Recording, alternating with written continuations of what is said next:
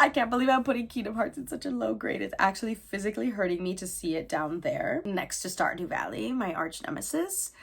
But it's just so bad. Hey guys, welcome back to my channel. We're gonna be a basic bitch today and we're gonna rank every single video game that I played in 2023.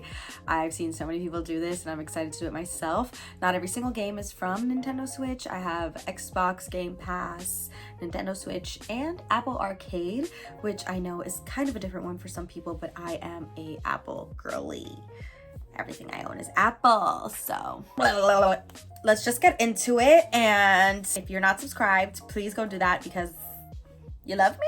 Question mark. Or you just met me. If you just met me, I'm Jenny. That's it.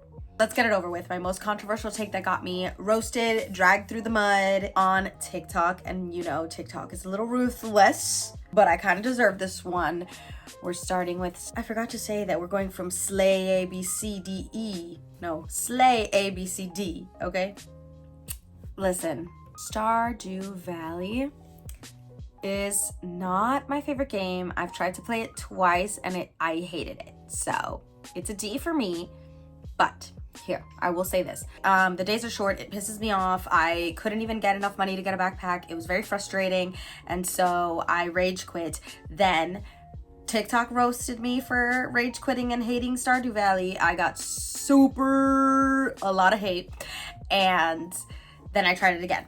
I got a little farther this time. I went into the mines. I did several things like that. And then the mines kind of pissed me off. So then again, I was like, oh, I think I just hate this game. I went back on TikTok with kindness this time and was like, hey, what am I doing wrong? What's happening with Stardew Valley? Why isn't it vibing with me? Everybody else likes it.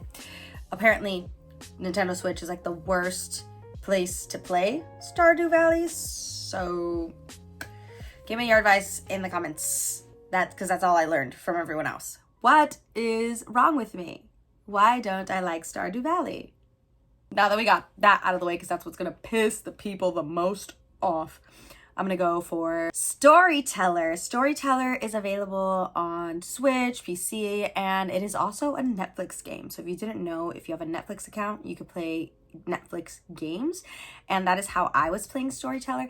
It is very cute. You like fill in the blanks for a story, and it's super short, fun to play on your phone. Honestly, I'm gonna give Storyteller an A because I love playing it on my phone. It makes me laugh so much. It is just vibes. It's super freaking funny, and trying to get the parts of each story to like work is my favorite thing. It's just, I don't know, Storyteller, something that I really thought I was not gonna like, and I enjoy so much. Oh my gosh. Apico. I don't know how to say this. This game was actually gifted to me by Whitehorn Games, and it's not for me. I tried it as well, and you can easily say maybe I'm a 2D pixelation hater by Stardew Valley and Apico both being D games. That is incorrect. I just happen to not like these two.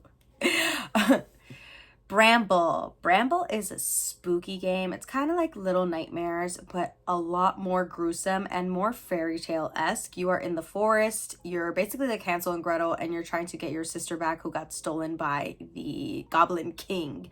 And I'm gonna give this a B. Because I wouldn't play it again. I don't think I would play Bramble again. But it was a great time. And collecting the little gnomes was super cute because you have to collect all the little gnomes, just like Little Nightmares where you collect the hats. And they were just so cute. They made the cutest noises. But everything else was gruesome and scary, honestly. Calico.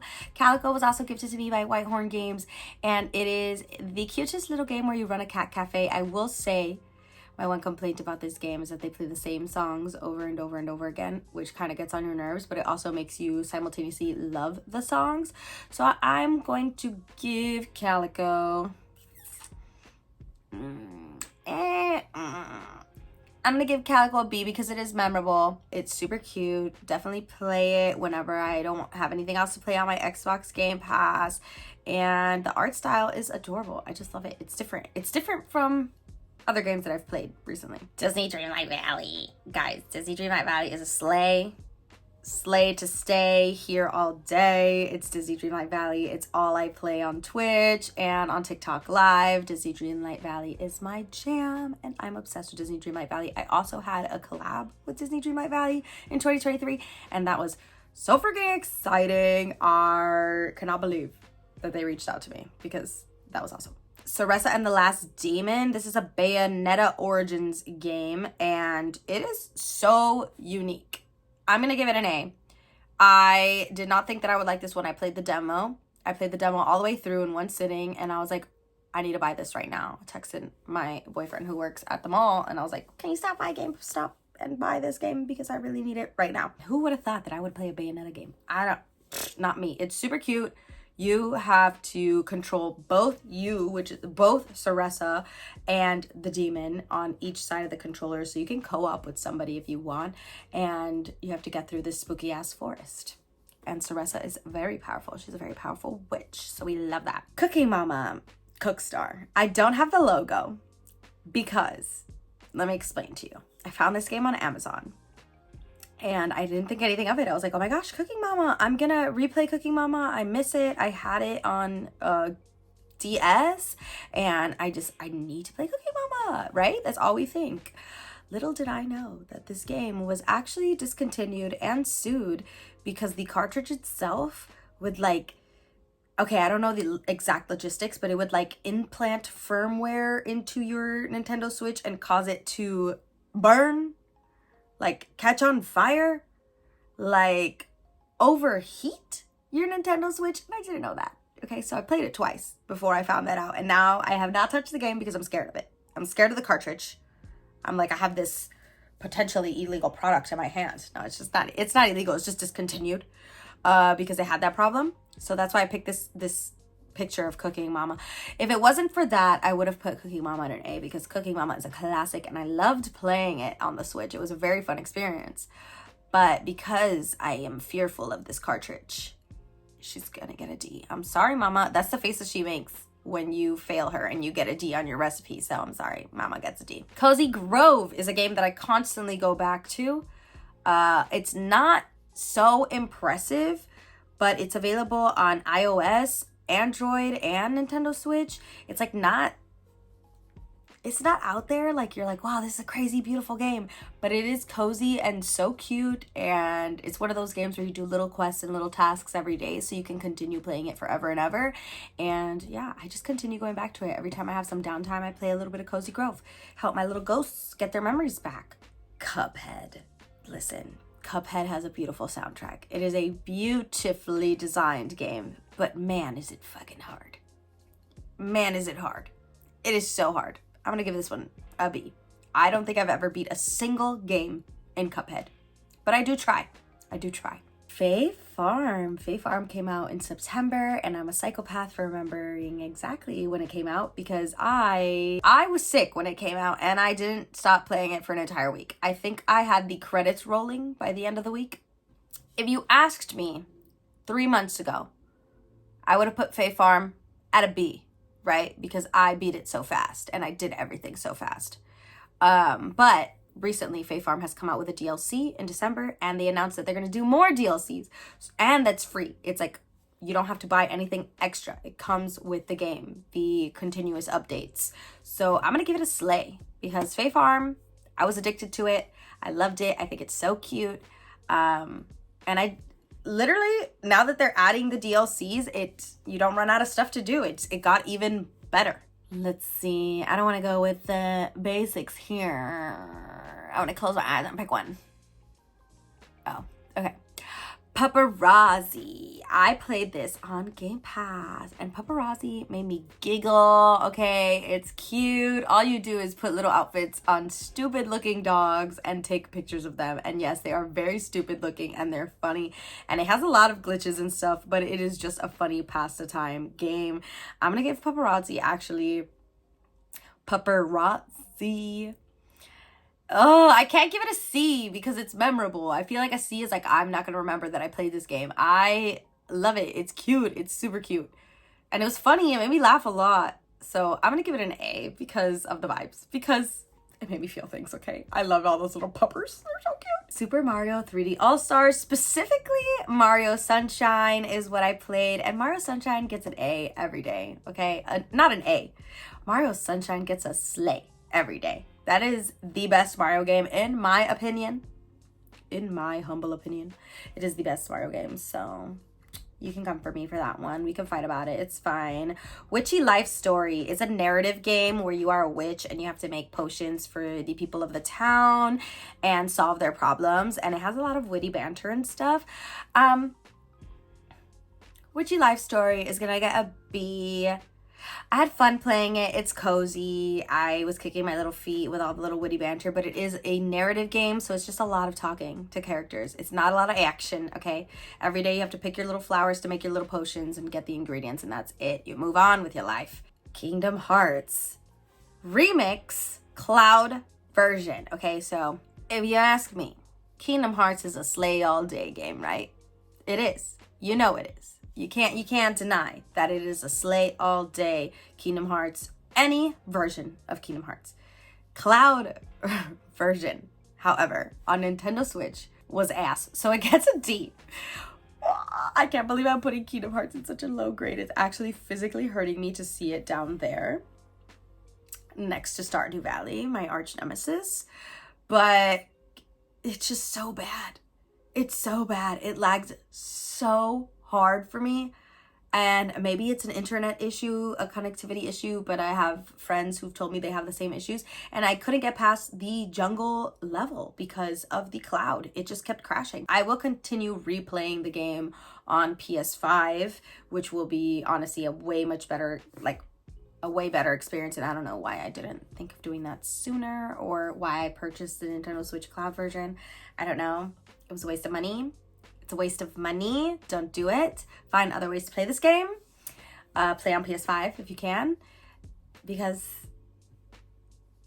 that's how I feel. That's how I felt about that.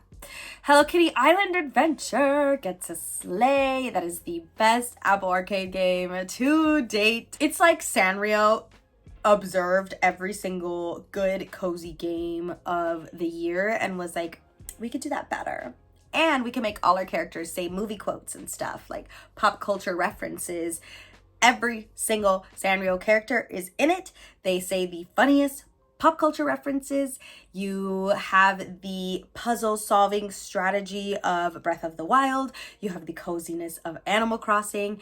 And you can decorate a house in every single section of this game. Yeah, there's sections. It's a giant island. There's like a spooky place, there's a tropical place, there's a desert world, frontier land. Like, it is poppin' in Hello Kitty Island Adventure. And you get events for holidays and stuff. So many. So much more than Animal Crossing. Honestly, it has Animal Crossing beat. Speaking of, where is Animal Crossing? I'm surprised. Animal Crossing, I'm gonna give you a C this year. C's get degrees, C's get by. But our C's were memorable. Animal Crossing this year didn't get anything new. Nothing new. I did Happy Home. What else is there to do? Okay, you lost me, Animal Crossing. We need some more Animal Crossing updates. We need some more. It's like they abandoned this game. I need them to come back because Animal Crossing could be so good again.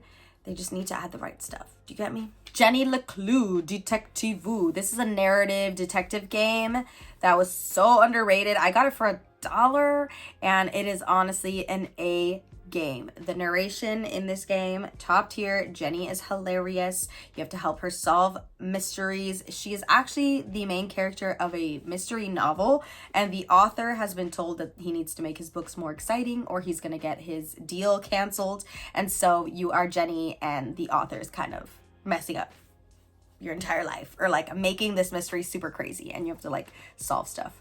What a mind fuck, honestly. Little Misfortune. Oh my gosh. Okay, I'm sure all of you have heard of this game, but Little Misfortune is another narrative game, narrative based, where you make decisions and stuff.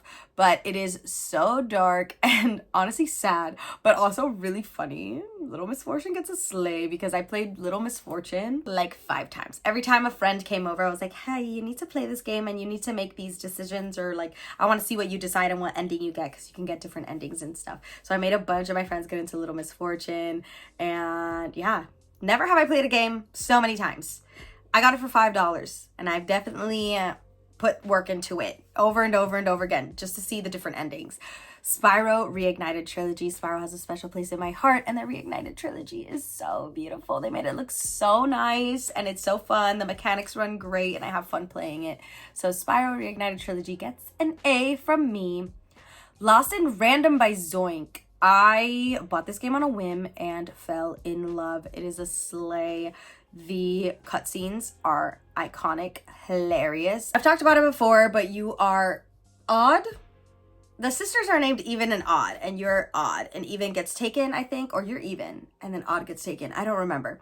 And you have to go through all the levels of random, which is 1 through 6, and they all have different names like Onecroft, Sixtopia, etc. And you have to try and get your sister back, along with your little dice friend. Obviously, his name is Dicey, duh. But dice magic wielding is illegal. So, like, the queen is kind of after you for that because you're doing bad stuff. And you're also doing stuff that other people have not done. Little Witch in the Woods. I played the demo for this. It was a 2D pixel game. It was very cute. Honestly, it's just another farming sim though. It was super cute. I'm gonna give it a C because it's not memorable. Like, if I get the full game, my throat. If somebody gives me the full game or something, I would play it, but I don't think I would go out of my way to purchase this game. Palia, I only put a few hours into, so I'm gonna give it a I'm gonna give it a B. I almost gave it a C. But I'm gonna give it a B because I play on Nintendo Switch and it does have a little bit of that lagging, crashing issue, but it is good, and I haven't put that much work into it to know if it's a slay or an A yet. Pikmin 3.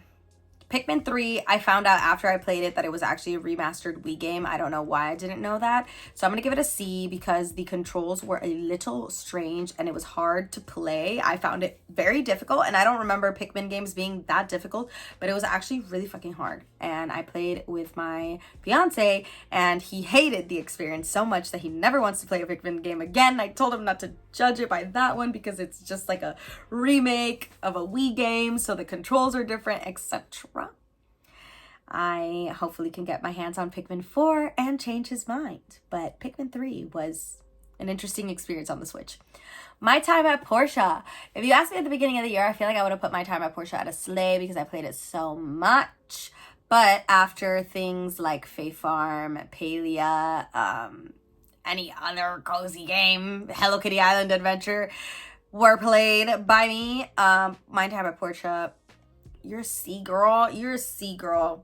I thought it was an A, a slay at the beginning of the year, but it's a C, okay? You run out of things to do in My Time at Portia. And also, the controls are a little buggy a lot of the times. Hogwarts Legacy. I didn't get far into this game, honestly. So I'm going to give it... I can't say it's not memorable, because it is. It's Hogwarts. Like, you're that's like the dream. But I'm gonna give it a C because I wanted a little more school, a little more Hogwarts action, a little more classes. You know what I mean? And I feel like it just skipped all of that. There was no scheming with students, sneaking around, you know? Being a student, like lying to the principal, sneaking around. Does that make sense? I feel like I was treated like an adult, and that's not what I wanted in my Hogwarts experience, okay? Enough said. That's all I'm gonna say. Little Nightmares 1. Cuties. Definitely gets A. Little Nightmares is a game that you can replay all the time. It is cute and scary at the same time, which very few games can accomplish that, okay? And it's honestly worth it. Whenever a friend comes over and I'm like, oh, do you want to play something scary? Little Nightmares, watching friends play Little Nightmares for the first time is always a very fun experience. Playing for the first time with somebody, it's just one of those games that you can play over and over. Sky Children of the Light. Okay, I had to do that. Sky Children of the Light is a open world cozy game that's actually free to download on Nintendo Switch and PC and Android, I think. It is a very beautiful, beautiful game, but knowing the point of the game or like understanding what is happening in the game is really hard unless you read the backstory on their website, because it's kind of like a figure it out yourself type of game.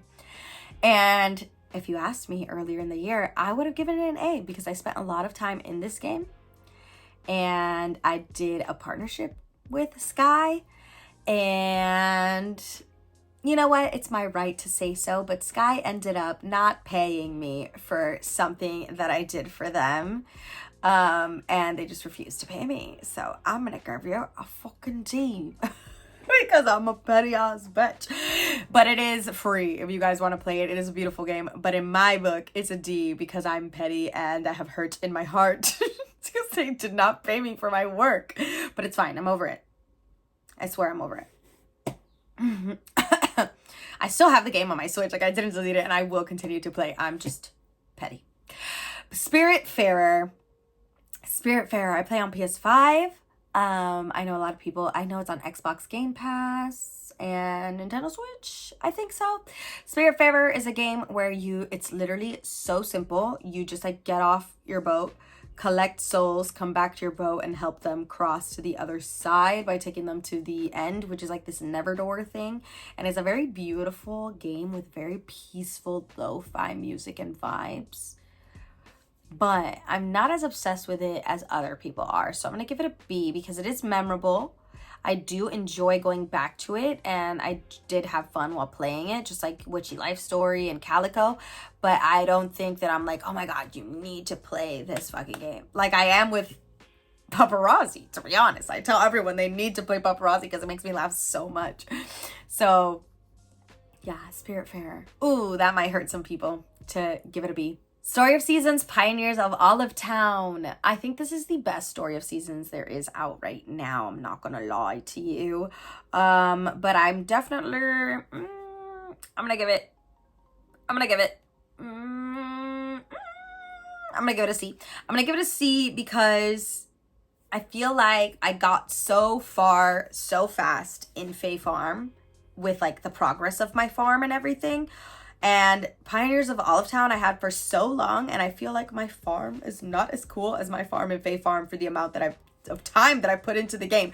So I know Fae Farm is a little bit faster. I say it's a farming sim for the ADHD girlies all the time, and I just think I like that better because Fae Farm. So Story of Seasons, Pioneers of Olive Town. Ring Fit Adventure. This game gave me my viral moment on the internet. I popped off on TikTok because I was playing Ring Fit Adventure and documenting my progress. So where do I put Ring Fit Adventure? It gave me my notoriety, my fame. Just kidding. Ring Fit Adventure is an A for me. It is my only form of working out. You're missing out if you don't know what it is. It is basically Pilates in a RPG game. So it is a action role-playing game. Like there's levels, there's a storyline, there's monsters, and you have to fight all this stuff. But you're doing Pilates while playing. Yeah. You have to actually run in your house for it to move forward. Sounds like a nightmare to some people. It kind of is, but it's really fun. I think it is awesome. It's so awesome for people like me who don't like to physically go to the gym because of anxiety, other reasons, whatever the reason may be, you don't have time, etc. It is such a game changer. You can get your steps in, get your workout in from the comfort of your own home.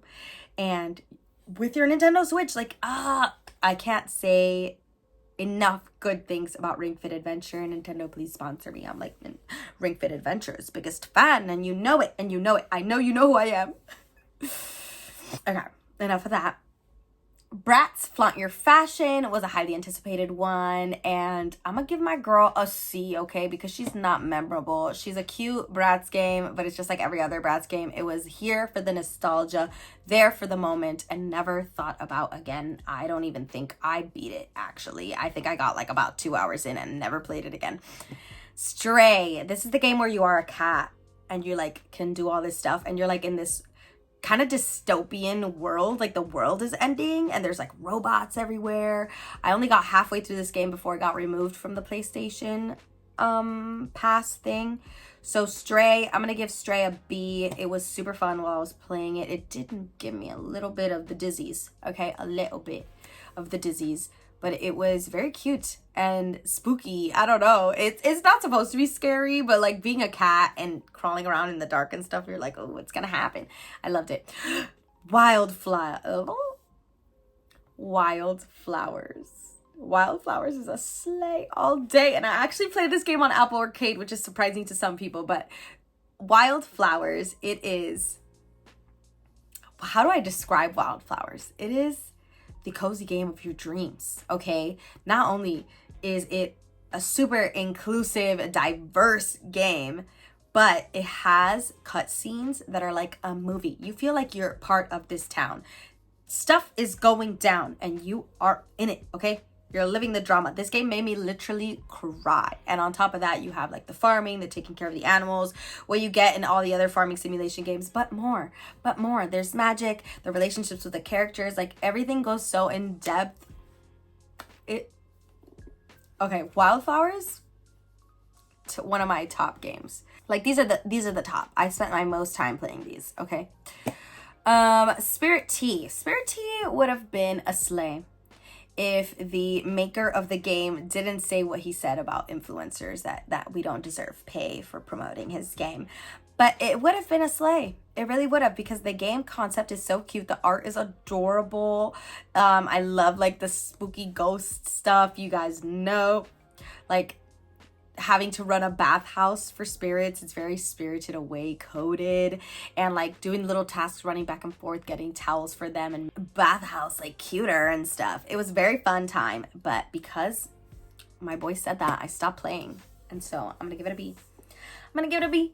Which isn't as bad. I could have given it a C. This is all the promotion you get. Sorry. Figment. Figment is a super cool indie game. The art style is cool. The narration is awesome. And the music is top tier. It is phenomenal. And it'll pull on your heartstrings. You'll definitely be able to play both games in a few hours. And it has a little bit of combat, but it's like you're running through essentially the mind and fighting mind monsters, aka like anxiety and stuff, and just like fighting it off. And it's cute. I'm gonna give Figment and Figment 2 an A because it's cute. I'm not gonna lie, it's cute. Mario Party Superstars. I played quite a few times Mario Party Superstars. It is the best Mario Party because it is all Mario Parties put together. So we're gonna give this an A. Best game to play with friends when they're over. Honestly, you can even play alone if you're like me. Oh my gosh. I accidentally ripped Apico out. And the last is a free downloadable game on Nintendo Switch. It is Pokemon Cafe. They also have it for iOS and Android. Pokemon Cafe is cutie patooties, but I never ever reached for it. I played for a few hours the first time that I played it, and then never ever went back. But if you like cafe management, like good pizza or whatever that game is, Pokemon Cafe, you're basically making coffee for your fave Pokemons whenever they come in. You are an Eevee and you're running a cafe. And that's it. These are the 38 games that I played in 2023, and I can't believe that I played that many games. I felt like I played 10, but it actually was 30 That's crazy. Insane. Hope you like this video. Hope you don't fight me too much on some of my controversial takes. And stay beautiful. I love you. Peace.